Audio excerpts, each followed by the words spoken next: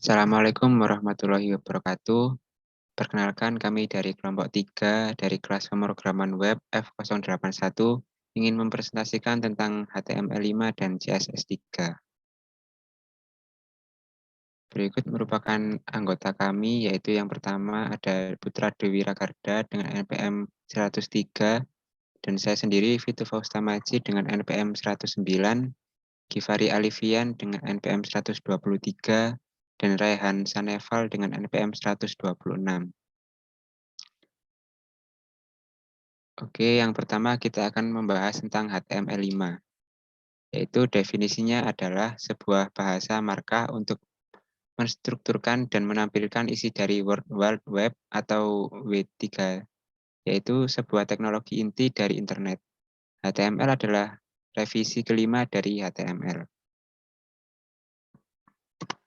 Selanjutnya ada tujuan pengembangan HTML5. Tujuan utama dikembangkannya HTML5 ini adalah untuk memperbaiki teknologi HTML agar mendukung teknologi multimedia terbaru, mudah dimengerti dan dibaca oleh manusia, dan juga mudah dimengerti oleh mesin.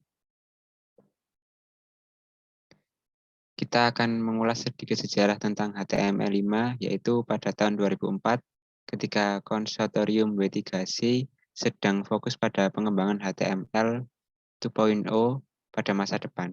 Sementara HTML 4.01 belum pernah diperbarui sejak tahun 2000.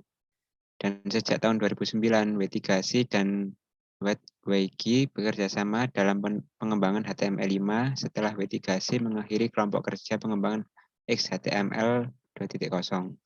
Meskipun HTML5 telah dikenal luas oleh para pengembang web sejak lama, HTML5 baru populer pada April 2010 setelah CEO Apple yaitu Steve Jobs mengatakan bahwa dengan pengembangan HTML5, Adobe Flash sudah tidak dibutuhkan lagi untuk menyaksikan video atau menyaksikan konten apapun di web. Selanjutnya ada kelebihan dari HTML5, yaitu yang pertama ada integrasi yang lebih baik dengan aplikasi, situs, dan pemrosesannya. Penulisan kode yang lebih efisien dan penanganan kesalahan yang lebih baik. Mengurangi kebutuhan untuk plugin eksternal. Yang keempat, banyak sekali penambahan sintaks yang dibuat dalam struktur lebih baik dan lebih sederhana daripada sintaks sebelumnya. Yang terakhir, pengguna dapat terus melakukan interaksi dengan aplikasi meskipun mereka terputus jaringan internet.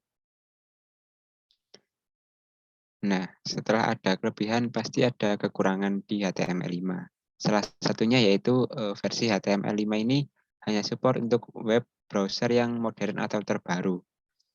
Yang kedua, karena masih tahap pengembangan, memungkinkan beberapa elemen yang ada bisa saja berubah.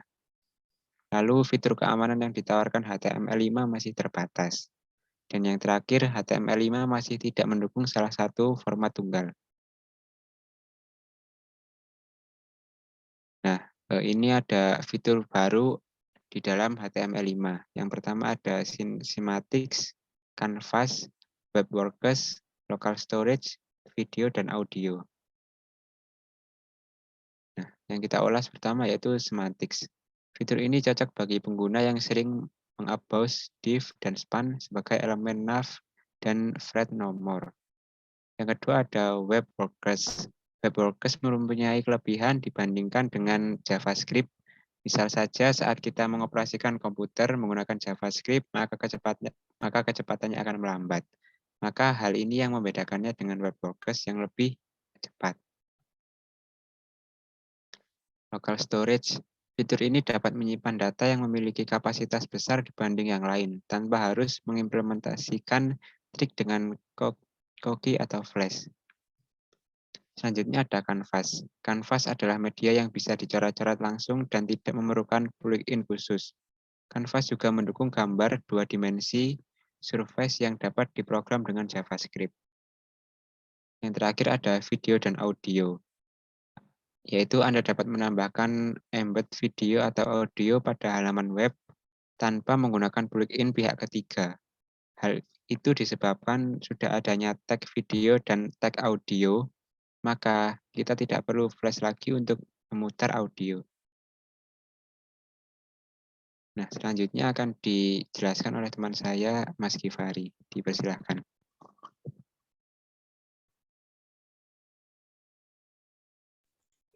Oke, ini ada perbedaan HTML dengan HTML5 secara garis besarnya. Untuk HTML5 itu menggunakan database SQL untuk menyimpan case-nya. Yang kedua, JavaScript dapat berjalan pada browser. Yang ketiga, tidak berbasis pada HTML. Yang keempat, dapat menggunakan MathML dan SVG. Lanjut.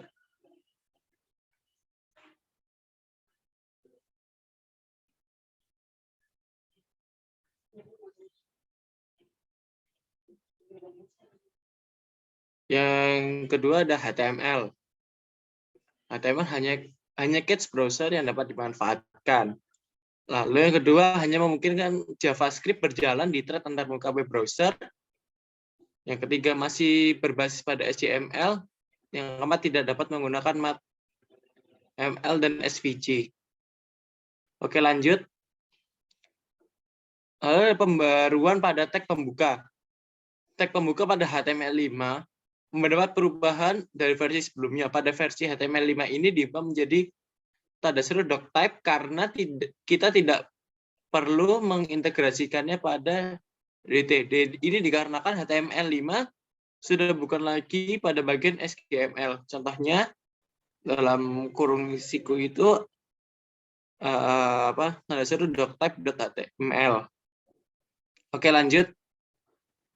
Ada beberapa tag yang disederhanakan pada HTML5 dari versi HTML sebelumnya, seperti menggunakan UTF-8 yang kita hanya menggunakan tag meta.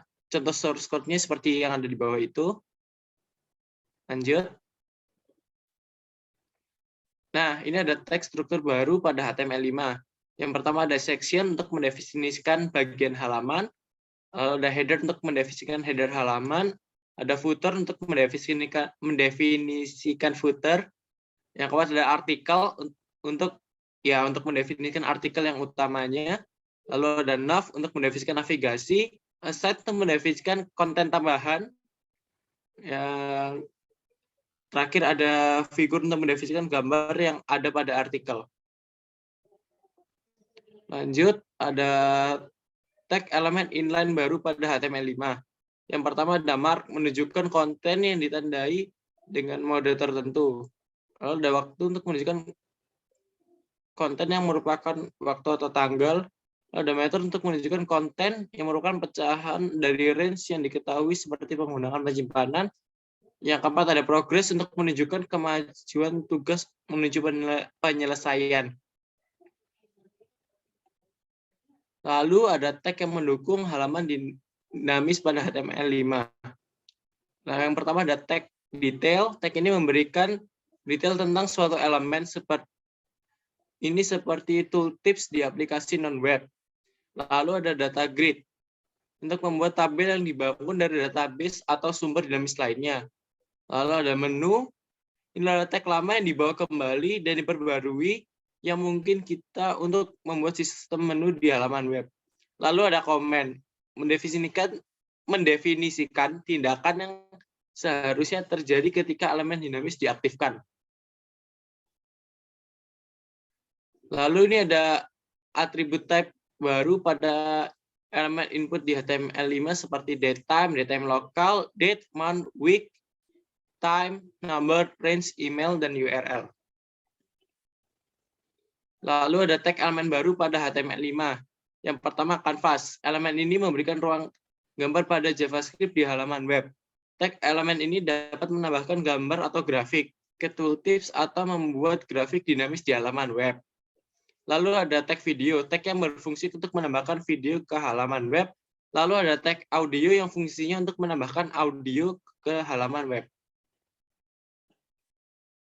Lalu ini ada tag yang dihapus di HTML5 yang seperti akronim, applet, base font, big center, dir, font, frame, frame set, index, non-frame, non-script, s, strike, u, terus ya seperti itulah.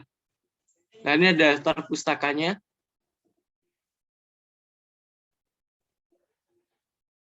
Oke, akan dilanjutkan oleh teman saya. Definisi CSS 3. CSS 3 adalah kembangan baru dari CSS yang digunakan untuk mempercantik serta menata tampilan web agar tampak lebih indah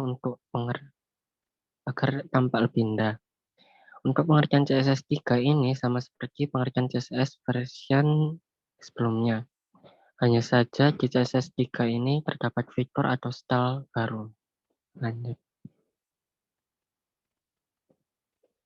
Untuk kelebihan CSS 3, ini banyak mendukung efek yang bisa langsung digunakan dengan cepat. Seperti contoh efek tulisan serta gambar, serta CS3 juga menjadikan website lebih interaktif. Bukan hanya itu saja, CS3 juga bisa membuat shadow dan masih banyak lagi kelebihan CS3 ini dibanding versi sebelumnya.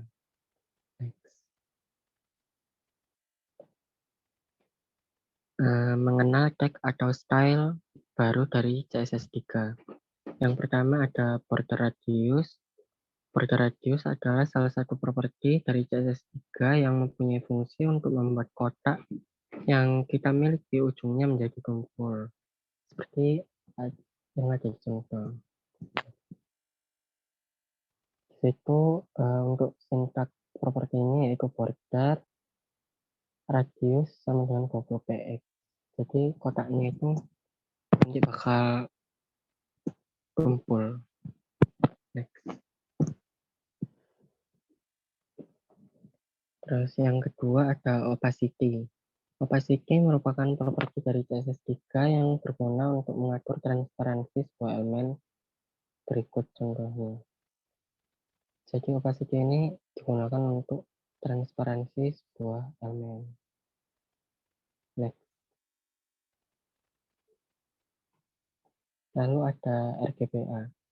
RGBA adalah properti CSS3 yang fungsinya sama dengan properti opacity yang berfungsi untuk transparansi, namun perbedaannya yaitu opacity digunakan untuk transparansi elemen, sedangkan RGBA untuk transparansi warna. Kepanjangan dari RGBA yaitu red, green, blue, dan alpha. Berikut contohnya.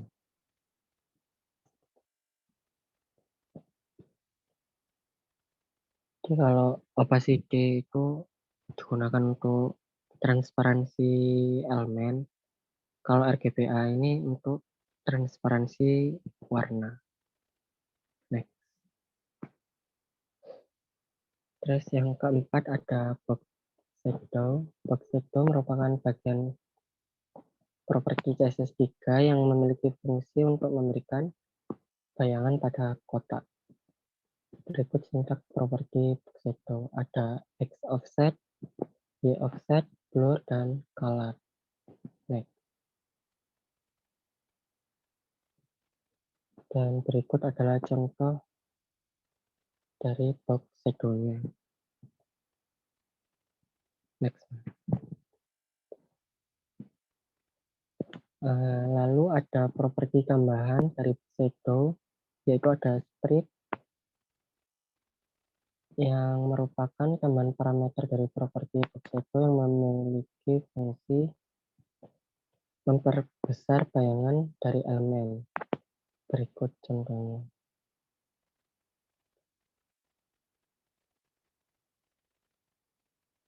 Jadi untuk strip ini tuh digunakan untuk memperbesar bayangan dari elemen tersebut. Selanjutnya akan dijelaskan oleh teman saya. Yang kelima ada text shadow. Text shadow merupakan bagian properti CSS3 yang memiliki fungsi untuk memberikan bayangan pada teks. Berikut sintaks properti text shadow. Yang pertama ada X offset, ada Y offset, dan ada blur, terus ada color. Next.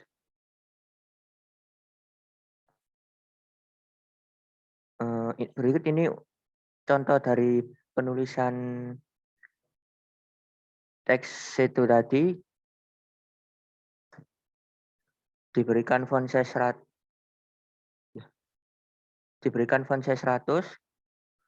terus font family biasa, text align center, kemudian text shadownya 5px, 5px warna merah, dan seperti ini contohnya, hello world. Next. Yang keenam ada gradient. Gradient merupakan properti yang memberikan warna gradasi pada elemen yang kita punya. Berikut jenis properti pada gradient. Pertama ada linear gradient, yang kedua ada radial gradient. Next. Yang pertama linear gradient. Linear gradient ini memberikan gradasi warna yang secara linear dengan format background image, terus linear gradient, terus pilih warna yang diinginkan, mau 2 ataupun 3. Next. Kemudian yang kedua ada radial gradient. Radial gradient ini memberikan gradasi warna secara radial atau lingkaran dengan format background image, kemudian radial gradient, terus pilih warna yang diinginkan. Next. Yang ketujuh ada font face. Font face digunakan untuk mengelola font pada CSS3 dan untuk menghubungkan ke font yang secara otomatis diambil dan diaktifkan bila diperlukan dengan format file.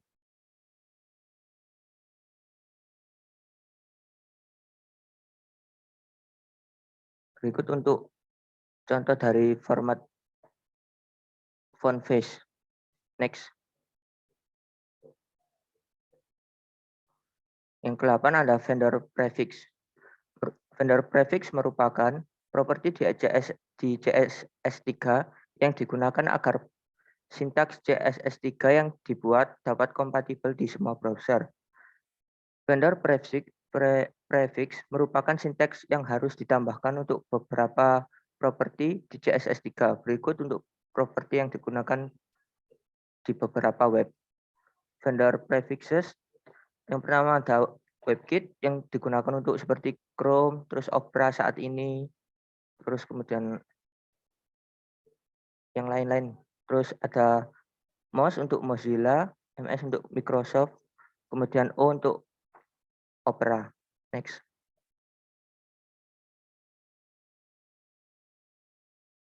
Berikut untuk penulisan dari dan contoh dari WebKit filter. Next.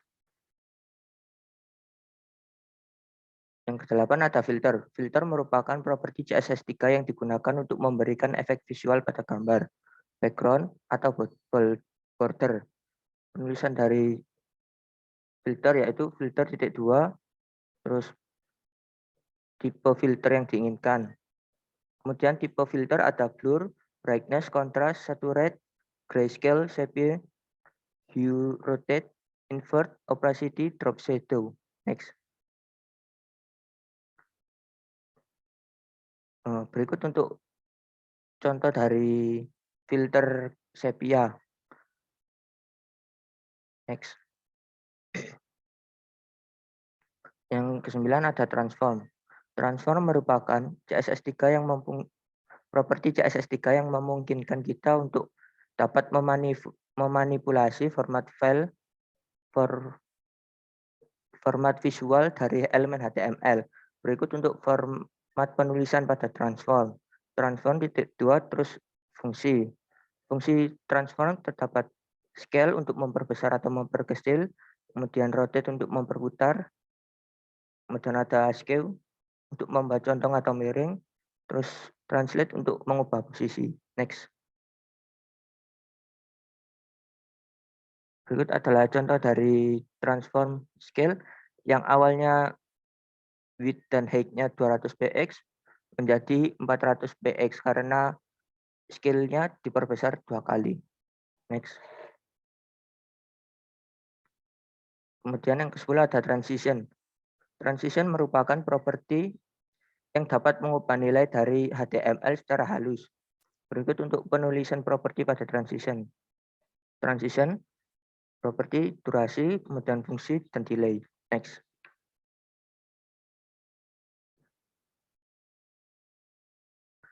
Transition digunakan di sini untuk waktu ketika elemen tersebut melakukan transformasi, dan di sini awalnya kotak menjadi seperti belah ketupat dalam waktu 1 detik. Next. Kemudian yang ke-11 ada animation. Animation merupakan properti yang memungkinkan elemen secara bertahap berubah dari satu gaya ke gaya lain. Berikut penulisan keyframe untuk animation. Add keyframe name, kemudian from property CSS yang awalnya yang diinginkan, kemudian itu menjadi seperti apa properti CSS yang diinginkan. Kemudian animation ada name, duration, timing function, delay, iteration count, direction, fill mode, dan play state. Next.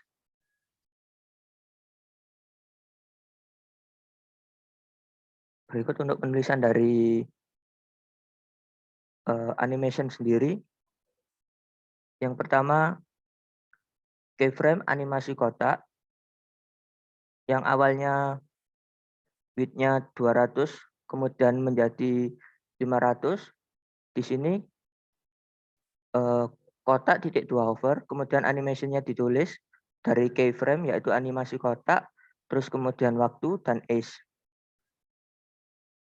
Next. Berikut daftar pustaka yang kami gunakan untuk mengerjakan. Sekian dari kami, kurang lebihnya mohon maaf. Wassalamualaikum warahmatullahi wabarakatuh.